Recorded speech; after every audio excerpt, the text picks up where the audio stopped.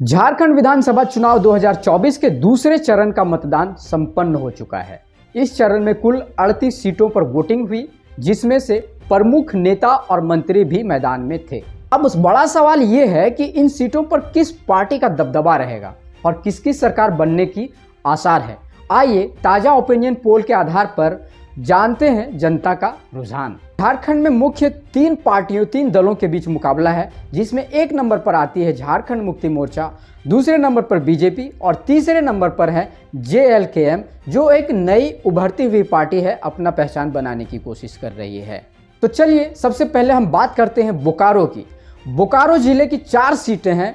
इस पर 4 सीटों में से 2 सीटें JMM को मिलती हुई दिखाई दे रही है और 2 सीट बीजेपी की झोली में गई है। इस तरह से यहाँ मामला बराबरी का है और अन्य पार्टियों का यहाँ पे खाता नहीं खुल पाया है। अब बात करते हैं गिरिडीह जिले की। तो गिरिडीह जिले की कुल 6 सीटों पर JMM को 3 सीट और बीजेपी को 2 सीट और यहाँ पे अन्य पार्टीज को 1 सीट मिलते हुए नजर आ रही है। इस तरह से JMM यहाँ पे 1 सीट की बढ़त लेते हुए दिखाई दे रही है। अब बात करते हैं देवघर की। तो देवघर की 3 सीटों पर JMM 2 सीट और बीजेपी को 1 सीट मिली है। तो यहाँ पे भी JMM 1 सीट की बढ़त लेते हुए नजर आ रही है और अन्य पार्टियां यहाँ पे भी अपना खाता खोलने में विफल रही है।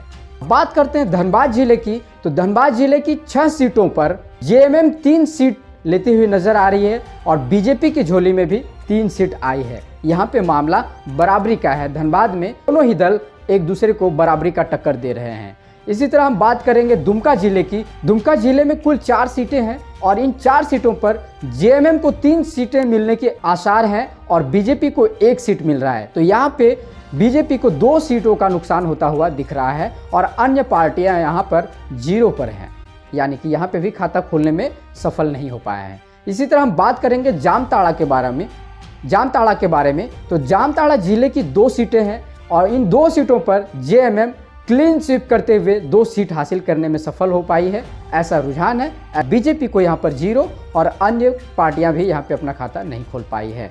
अब बात करते हैं पाकुड़ जिले की। तो पाकुड़ जिले की कुल 3 सीटें हैं और इन 3 सीटों पर JMM 3 सीट हासिल करने में कामयाबी हासिल कर पाई है। यहाँ पे भी क्लीन स्वीप का फायदा इनको मिलता हुआ नजर आ रहा है। बीजेपी यहाँ अपना खाता खोलने में विफल रही है और अन्य पार्टियां भी यहाँ पे खाता खोलने में सफल नहीं हो पाई है। इसी तरह हम बात करेंगे रांची जिले के बारे में। तो रांची जिले में टोटल 2 सीटें हैं और इन 2 सीटों पर 1 सीट JMM को और 1 सीट बीजेपी को मिल रहा है। तो यहाँ पे बराबरी का टक्कर देखने को मिल रहा है, जबकि अन्य पार्टियां अपना खाता यहाँ पे खोलने में सफलता हासिल नहीं कर पाई हैं। अब इसी तरह हम बात करते हैं साहिबगंज जिले के। तो साहिबगंज जिलों में टोटल 3 सीटें हैं और इन 3 सीटों में से JMM को 1 सीट मिला है और बीजेपी को यहाँ पे 2 सीटें मिली हैं। यहाँ पे बीजेपी 1 सीट का बढ़त लेते हुए यहाँ पे JMM को काफ़ी मजबूती से टक्कर दे रही है और अन्य पार्टी यहाँ पर 0 पर है, यानी यहाँ पर भी खाता खोलने में विफल हुई है। अब बात करते हैं गोड्डा जिले की। तो गोड्डा जिले की 3 सीटों पर JMM को 2 सीट और बीजेपी को 1 सीट मिली है। यहाँ पे भी JMM 1 सीट का बढ़त बनाए हुए है और अन्य पार्टीज भी यहाँ पे अपना खाता खोलने में सफल नहीं हो पाई है। इसी तरह बात करते हैं रामगढ़ की। तो रामगढ़ में टोटल 2 सीटें हैं। इन 2 सीटों पर JMM क्लीन स्वीप करते हुए 2 सीटों को हासिल करने में कामयाबी हासिल कर पाई है और बीजेपी का खाता यहाँ पे नहीं खुला है और अन्य पार्टियां भी यहाँ पे 0 पर हैं। अब कुल मिलाकर स्थिति ये है कि JMM और इंडिया गठबंधन कुल मिलाकर 24 सीटें हासिल कर पाई हैं। मतदान के दूसरे चरण की बात हो रही है और बीजेपी और NDA 13 सीटें हासिल कर पाई हैं और अन्य पार्टीज को यहां पर 1 सीट मिला है।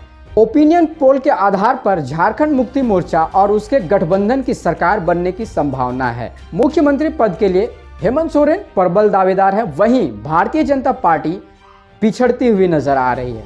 आपकी क्या राय है? झारखंड में किसकी सरकार बनेगी? क्या JMM अपनी बढ़त बनाए रखेगी या बीजेपी वापसी करेगी? आप अपनी राय हमें कमेंट सेक्शन में जरूर बताएं। आज के लिए इतना ही। इन्फॉर्मेशन अगर अच्छी लगी है तो जरूर लाइक करें और इस तरह के और भी इन्फॉर्मेशन देखने के लिए चैनल को सब्सक्राइब करना ना भूलें। हम मिलेंगे किसी दूसरे अपडेट में, तब तक के लिए जय हिंद।